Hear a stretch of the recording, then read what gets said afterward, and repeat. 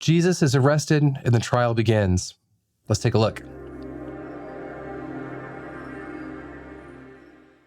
All right, welcome back. Today we continue our study in Luke chapter 22, picking it up in verse 39. Let's get started.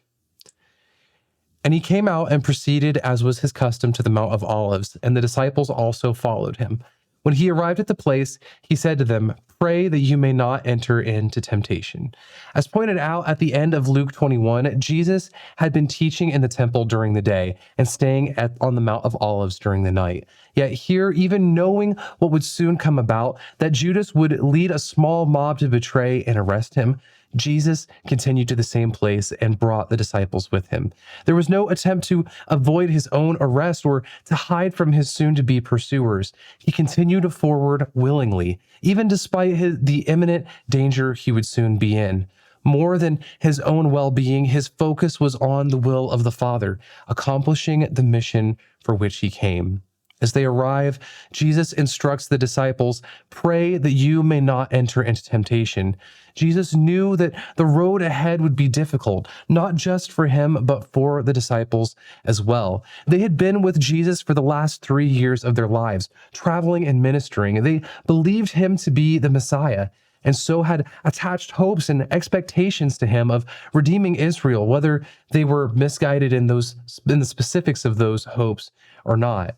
From their perspective, at least until it made more sense after the resurrection, these hopes would be dashed as this one on whom they were so focused over the past 3 years is arrested and killed. Verse 41. And he withdrew from them about a stone's throw, and he knelt down and began to pray, saying, "Father, if you are willing, remove this cup from me, yet not my will, but yours be done." Now an angel from heaven appeared to him, strengthening him, and being in agony, he was praying very fervently, and his sweat became like drops of blood falling down upon the ground. After having instructed the disciples to pray, Jesus now prays as well, having ventured only a stone's throw from his disciples. This, however, was no ordinary prayer. Jesus was in tremendous agony as he prepared for what lay ahead. This agony was such that, as the text states, his sweat became like great drops of blood. Medically speaking, this condition is referred to as hematidrosis. It's considered to be extremely rare, only occurring in some individuals and only under great distress. In this condition, the blood vessels of the skin break open and blood is emitted through the pores. Jesus' request of the Father, "If you are willing, remove this cup from me, yet not my will, but yours be done." It draws vivid imagery for us as we consider the idea that the wrath of God is often described throughout the Old Testament as a cup being poured out. More than facing death, he dreaded and he agonized over bearing the weight of the wrath of the Father that would soon be poured out upon him, though not due to any wrongdoing on his part. Even in his request, Jesus' will was submitted to that of the Father. This cup was not to be removed from him. He would soon take on the very punishment of our sin on our behalf, paying the penalty for our transgressions that we could never pay ourselves. In some ways, we can be encouraged through Jesus' attitude and actions in this moment. He's under great distress, requesting the Father to change his circumstances, and yet he's submitting to the Father's will regardless. It's inevitable that we will face hardships and trials in life. Following Jesus' example, the reaction of the believer is, as it should be, to pray. We ask for wisdom and guidance and strength and peace to navigate through the throes of life. Yet in our request for the cup we've been given to be removed from us, sometimes the response will be no or wait. Regardless, our heart's attitude reflected in our prayer, it should be that of submitting to the will of the Father. Yet not my will, but yours be done, as we trust in his goodness and his sovereignty. Verse 45. When he rose from prayer, he came to the disciples and found them sleeping from sorrow, and said to them, "Why are you sleeping? Get up and pray that you may not enter into temptation." While Jesus' approach to his sorrow was to pray, the disciples' sorrow drove them instead to sleep. Of course, sleeping in and of itself isn't inherently a negative thing. While rest is important and it's good to rest appropriately, they weren't instructed to rest at that time. They were instructed to pray. To some degree, this would be a step for the disciples in learning to operate much as Jesus did, out of submission to the timing of the Father. Even for us, we must be submitted to the timing of the Lord as well, moving and working when he leads us to do so, and resting when he leads us to rest. Verse 47.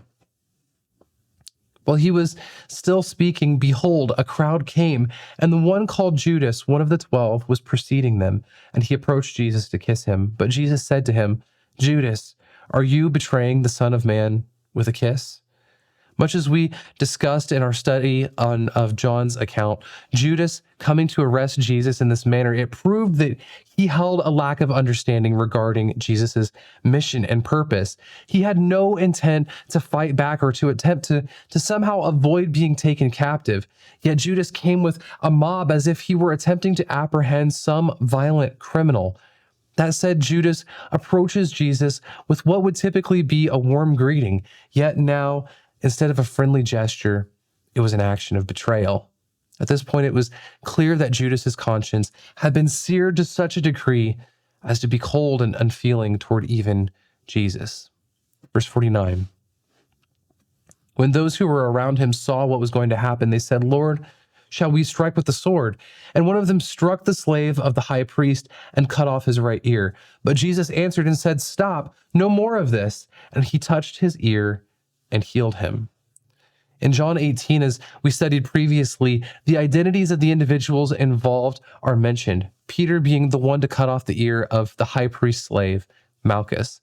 Not but a few hours prior, Jesus was speaking to the disciples and warning them that he was about to leave, and now he's being taken captive. Peter's intent undoubtedly was to defend Jesus in hopes of preventing him from being arrested. Jesus, however, immediately quelled any attempt at violence, in some ways protecting the disciples who were present with him. Through this incident, Jesus' mercy and grace was displayed. Malchus had come as part of the mob to arrest him, yet Jesus healed him of his wound that had been inflicted on him.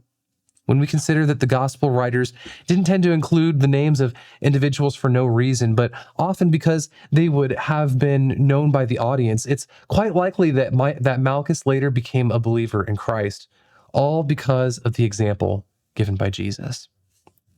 Verse 52. Then Jesus said to the chief priests and officers of the temple and elders who had come against him, Have you come out with swords and clubs as you would against a robber? While I was with you daily in the temple, you did not lay hands on me, but this hour and the power of darkness are yours. As we've seen in previous chapters, the Jewish leaders feared arresting Jesus in public because they didn't want to spark any civil unrest. Their primary objective was to retain power as best as they could, and a Jewish rebellion wouldn't be helpful to that goal. Jesus, however, points out that though he was preaching daily in the temple, publicly present on numerous occasions, and in broad daylight no less, they came armed with weapons and were intentionally arresting him under the cover of nightfall in an effort to conceal their actions. Even at the very initial moments of his arrest, Jesus was already being treated as they would treat a criminal, despite being totally innocent. Verse 54. Having arrested him, they led him away and brought him to the house of the high priest. But Peter was following at a distance.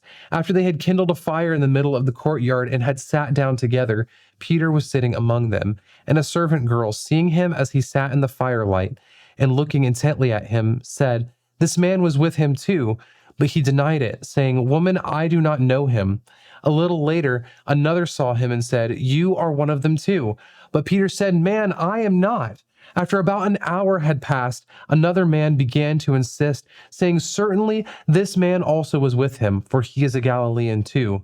But Peter said, Man, I do not know what you were talking about. Immediately, while he was still speaking, a rooster crowed. Peter now finds himself cautiously curious about the outcome for Jesus. following as they led him away, but simultaneously keeping his distance. After having built a fire in the courtyard for light and warmth, Peter, rather than being associated with Jesus, sat amongst the servants of the high priest. Much like ripping off a Band-Aid, the writer records Peter's three denials of Jesus together. First, he denied knowing Jesus at all. Second, he denied being one of his disciples. And third, he denied even being from the same region as him. Just as Jesus predicted, and in some ways to reinforce the fulfillment, immediately the rooster crowed. Verse 61, the Lord turned and looked at Peter, and Peter remembered the word of the Lord, how he had told him, before a rooster crows, today you will deny me 3 times. And he went out and wept bitterly. Peter, just earlier that evening, in denying that he would be the one to betray Jesus into the hands of the authorities, declared that he was willing to die or be imprisoned with him. Now, in the midst of the pressures of his surroundings, even fear for his own safety, he denied any association with him. One can imagine the look shared between Jesus and Peter, reminding him of the Lord's prediction and driving him to sorrow and bitter weeping and realization of what he had done. For us, the question becomes, are we willing to stand with Jesus even in the midst of the pressures we face? I fear, especially in the Western Hemisphere, it seems we all too often buckle under far less pressure than Peter was facing at that moment. For us, association with Jesus may mean some form of ostracization or being treated as more of an outcast, maybe even being ridiculed. But are we willing to stand firm in the midst of trials? Thankfully, this wasn't the end of the story for Peter. He would later be restored by Jesus and given a new resolve to carry out the Great Commission. If we've failed in the past to stand firm for Christ, even under societal pressures surrounding us, we can still be restored and strengthened through him, emboldened to do the work that he's calling us to do. Verse 63. Now the men who were holding Jesus in custody were mocking him and beating him, and they blindfolded him and were asking him, saying, prophesy, who is the one who hit you? And they were saying many other things against him, blaspheming. With this, the physical violence toward Jesus has officially begun. Not only was he being held captive, his captors mocked him and beat him, their words and actions laden with blasphemy. They blindfolded him and impairing the physical sight of this man who was God in the flesh, even in his omniscience. They challenged and mocked, prophesy, who is the one who hit you? Not only could Jesus have answered their challenge of who hit you, but he also could have told every last detail about who that individual was and their history and their past, every detail of their life. He could have revealed it all. He would have known it all in his omniscience. Verse 66. When it was day, the council of elders of the people assembled, both chief priests and scribes, and they led him away to their council chamber, saying, if you are the Christ, tell us. But he said to them, if I tell you, you will not believe, and if I ask a question, you will not answer. But from now on, the Son of Man will be seated at the right hand of the power of God. Through the gospel writer's description based on Jewish law and customs, the meeting from the previous night was actually held under conditions that would deem it to be illegal. Jewish law held that criminal trials were to be conducted in the daylight, presumably to ensure that they were public and not held in secret. The previous one was held during the night hours under the cover of darkness.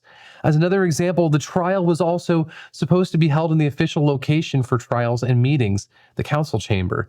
However, the previous trial was held instead at the home of Caiaphas, the high priest. Clearly, even though this trial now met those qualifications, it was simply being held for that purpose, to be official. Their minds were already set on their verdict. Jesus' response to their inquiry of his being the Christ reinforces this. He says, if I tell you, you will not believe. If I ask a question, you will not answer. He, of course, was correct. Through his words and actions, his teachings and miracles to this point, he had presented them with more than enough evidence to know the answer to their own question. Yet they still chose not to believe. Furthermore, Jesus responds, "But from now on, the Son of Man will be seated at the right hand of the power of God." Though they currently sat in the position of judgment over Jesus' physical life, he would soon be seated at the right hand of God, delivering even greater judgment. Verse 70. And they all said, "Are you the Son of God then?" And he said to them, "Yes, I am." Then they said, "What further need do we have of testimony? For we have heard it ourselves from his own mouth." This statement, Jesus confirming himself to be the Son of God, it was considered to be blasphemous in their view. The catch, however, is that while it would be blasphemous for an ordinary person to make such a claim, Jesus was the Son of God and had demonstrated as such. This statement led them to dismiss the need for testimony, which would have been useless anyway. Matthew's account of the events records as during the clandestine meeting the night before, witnesses were sought out but not found. The only witnesses that did come forward were deemed to be false. Now, however, Jesus has admitted to what they considered to be treachery, and the verdict would be carried out as such. So this brings us to the end of chapter 22. In chapter 23, the trial continues as Jesus is delivered to Herod and ultimately sentenced to death by Pilate. If you haven't already, please consider subscribing to stay up to date as we continue studying together. Thanks for watching.